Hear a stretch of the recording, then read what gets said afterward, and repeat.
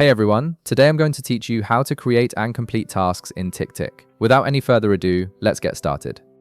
First, open your TickTick app and log in with your credentials. Once you're logged in, you'll see your main dashboard with all your lists and tasks organized for easy access. This is where you'll be managing all your to-do items and staying on top of your productivity. Now, take a look at the left sidebar of your screen.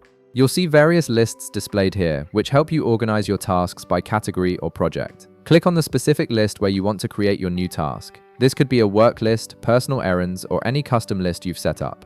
Selecting the right list ensures your tasks stay organized and easy to find later. Once you've selected your list, navigate to the upper left corner of the screen where you'll find an Add Task button. Click on this button to start creating your first task.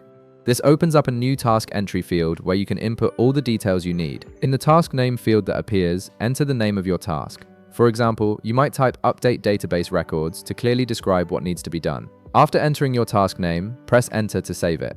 The task will now appear in your selected list, ready to be worked on whenever you're ready to tackle it. If you have more tasks to add, simply click the Add Task button in the upper left corner again.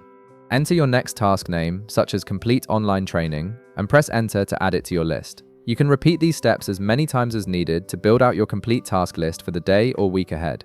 Now, when you've finished working on a task and it's time to mark it as complete, the process is incredibly simple. Just check the box that appears next to the task name. As soon as you check it, the task will be marked as completed.